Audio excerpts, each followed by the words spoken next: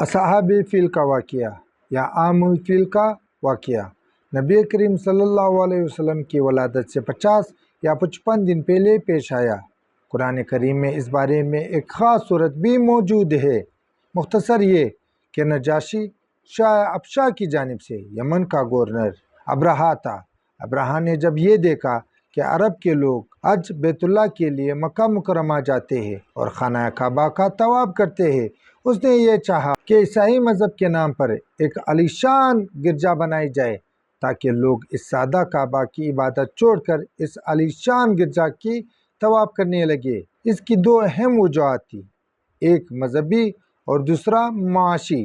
ابرہا یہ چاہتا تھا کہ عرب کے لوگ خانہ کعبہ کو چھوڑ کر اس کی بنائی ہوئی گرجے کی زیارت کرے، چونکہ کعبہ اس وقت پورے عرب کی ایک مذہبی مرکز تھا اور وہ اس مرکزیت کو ختم کر کے صنعاء کو ایک نیا مذہبی دارالحکومت بنانا چاہتا تھا۔ معاشی یہ کہ ابرہا کو اس بات کا بخوبی پتہ تھا کہ حج کی زیارت کے لیے ہر سال لاکھوں لوگ آتے ہیں۔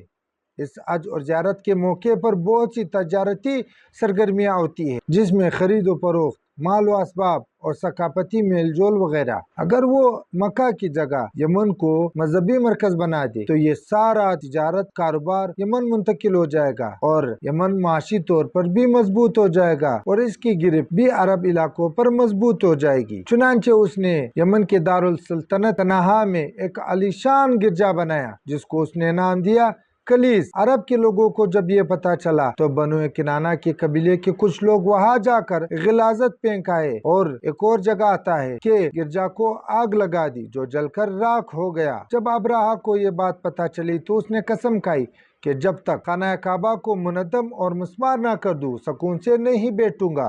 اس نے ایک بہت بڑی فوج تیار کی جس میں ہاتھی بھی موجود تھے اور خانہ کعبہ کو گرانے کے غرض سے فوج کشی کی۔ جب وہ مکہ کے قریب پہنچے تو ایک جگہ پر پڑاؤ کی۔ قریش کے مویشی مکہ کے اطراف میں چراتے تھے۔ ابرہا کے فوج نے وہ پکڑے۔ حضور اقدس صلی اللہ علیہ وسلم کے جد امجد عبد المطلب اس وقت قریش کے سردار اور خانہ کعبہ کے متولی تھے۔ وہ ابرہا کے پاس جا کر اپنے مال مویشیوں کا مطالبہ کیا۔ ابرہا نے بڑی تعجب کے ساتھ کہا کہ میں آپ کے مقدس مقام یعنی خانہ کعبہ کو گرانے آیا ہوں، آپ نے اس کے بارے میں کچھ بھی نہیں کہا۔ عبد المطلب نے جواب دیا، میں مال مویشیوں کا مالک ہوں، اس لیے اپنے مال مویشیوں کا سوال کرتا ہوں۔ خانہ کعبہ کا مالک خدا ہے، خدا خود اس کی حفاظت کرے گا۔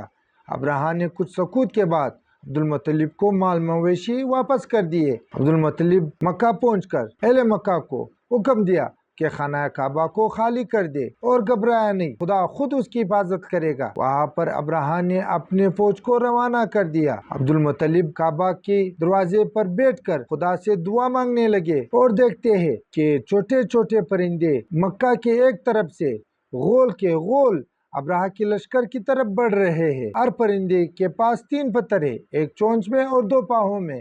ابرہا کے لشکر کے اوپر پہنچتے ہی اس نے پتھر کی برسات کر دی۔ ہر پتھر بندوق کے مانند کام کر رہا تھا، جس پر پی لگتا اس کے سر کو چیرتے ہوئے بدن کے نیچے سے نکل جاتی تھی۔ تمام فوج میں بھگدڑ مچ گئی اور ابرہا بھی اس میں زخمی ہو گیا اور بعد میں اپنے ملک پہنچ کر اسی زخموں سے ہلاک ہو گیا۔